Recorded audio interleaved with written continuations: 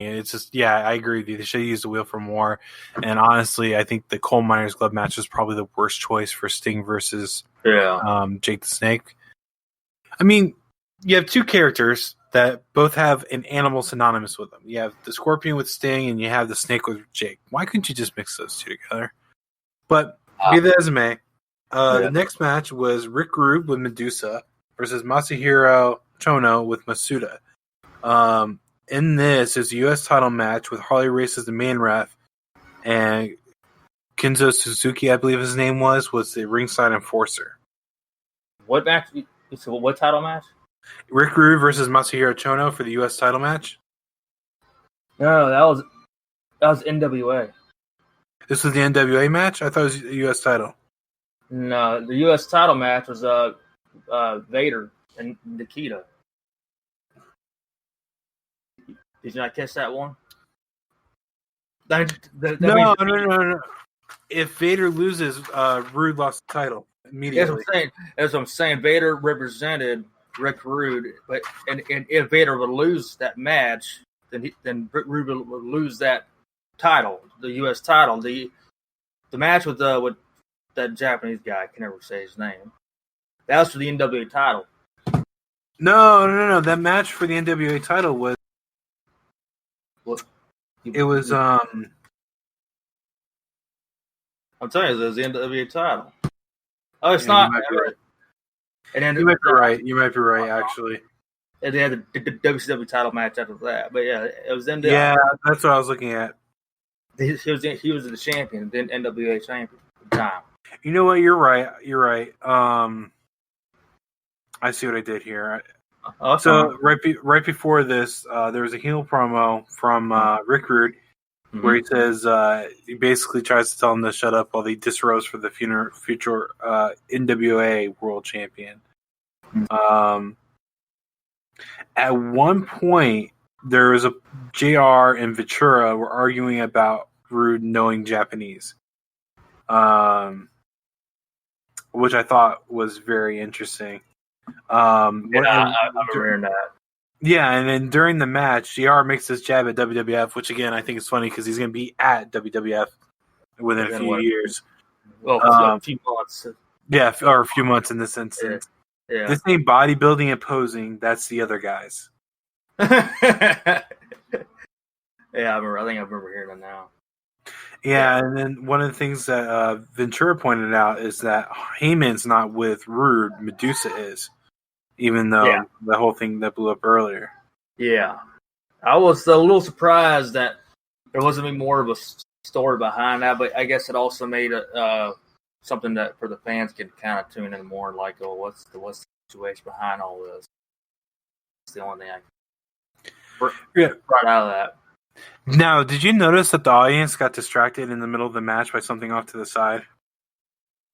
Yes, but Japanese referee was talking to her, going after Medusa, telling her to stay in her corner, basically.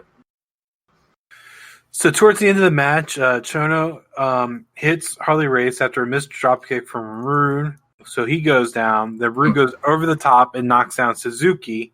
Yeah. They both get in the ring. Rude hits the Rude Awakening, but Chono puts on the STF.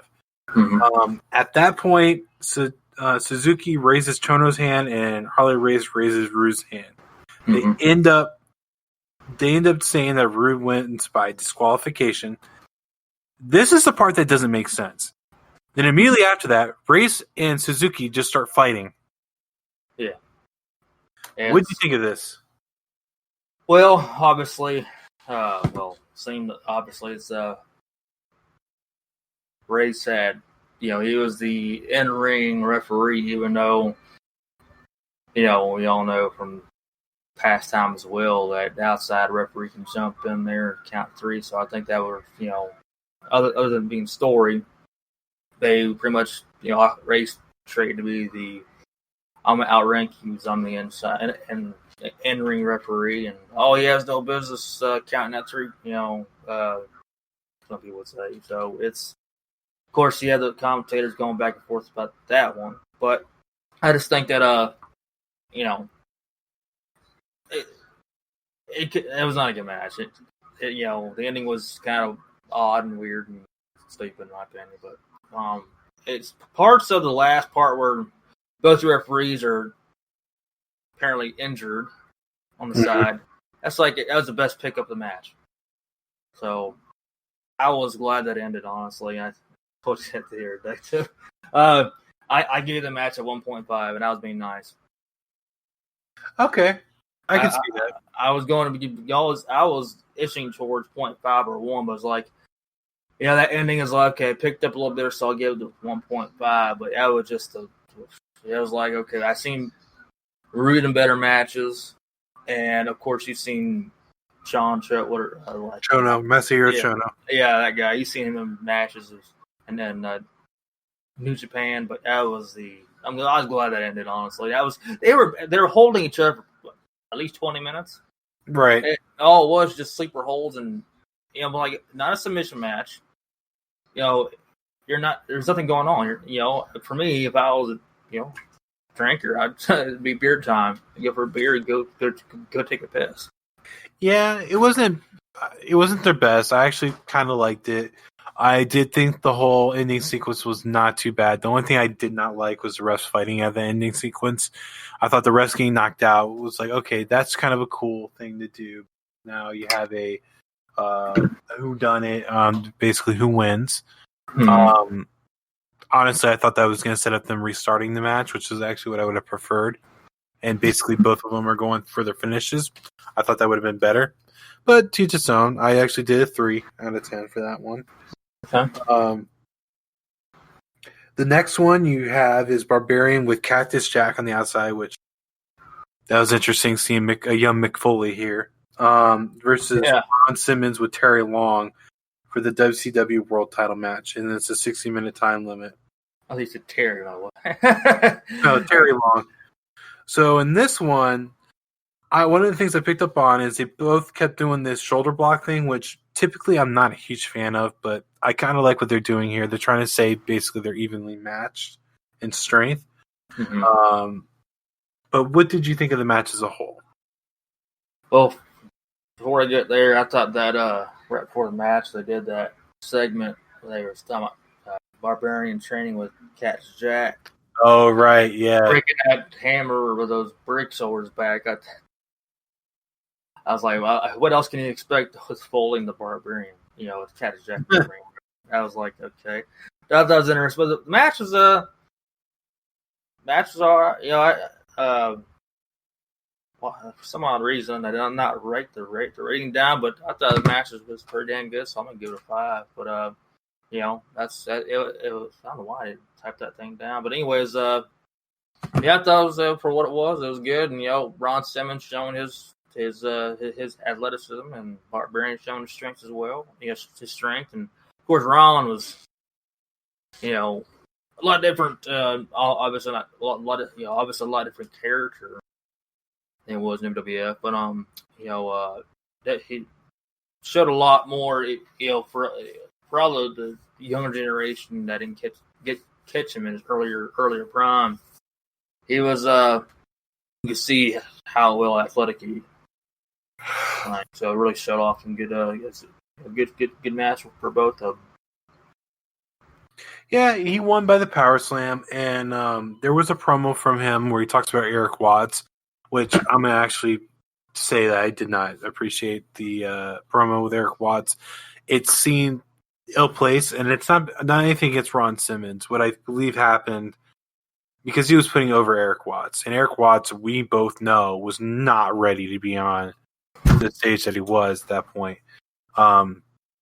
And it kind of seems like Bill Watts is like, okay, you're going to cut a promo and you're going to make Eric Watts sound like the next big thing. Well, it's boy. Right. Which nepotism as words. I did rate the match 6 out of 10 because I was entertained by it. Just a big hoss fight and test of strength, if you will. Absolutely.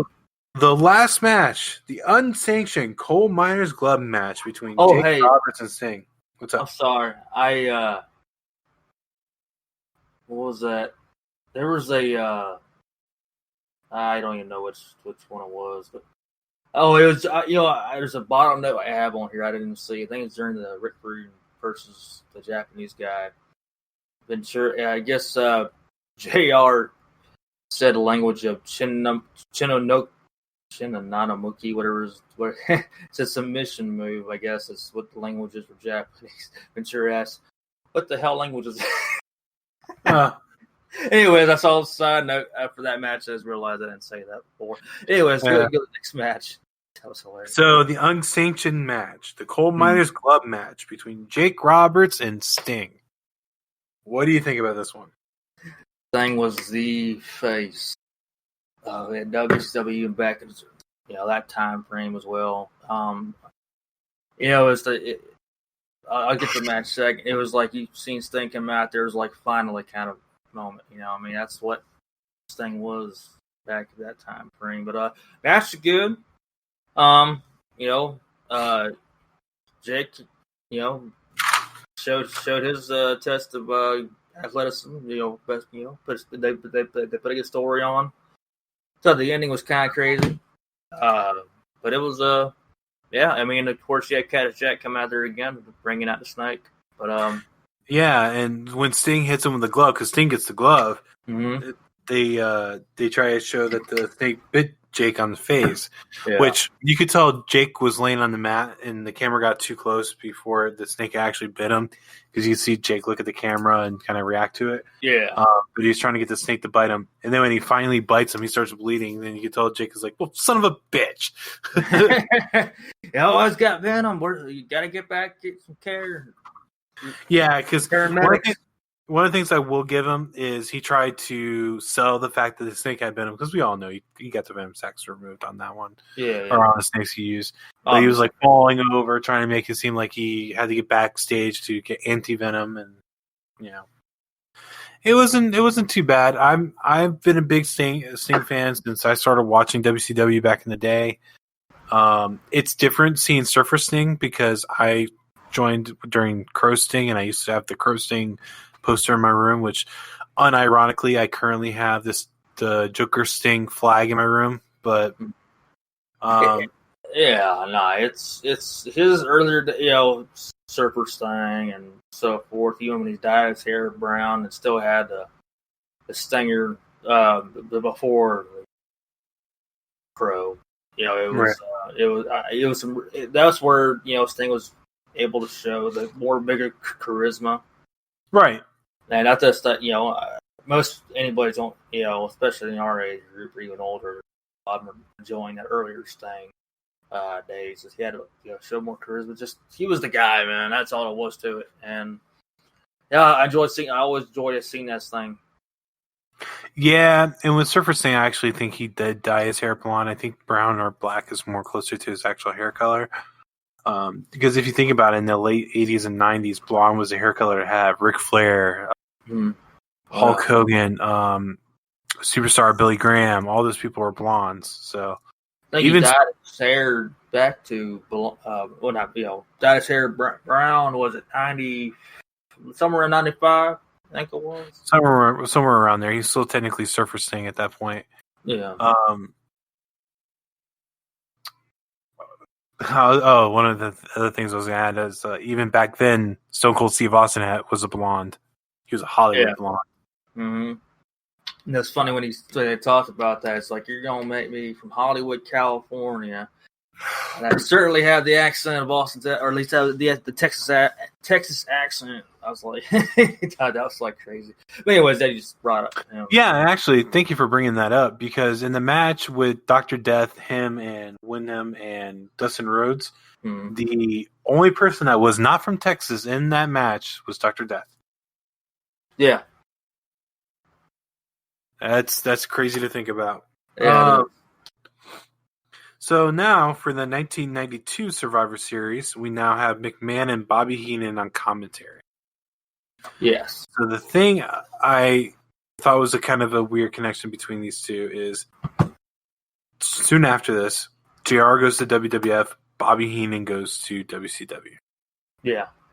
That was honestly, it was a good move on both sides, honestly. I thought they both have something to offer, but they found their homes. I think Bobby, really, it wouldn't have mattered.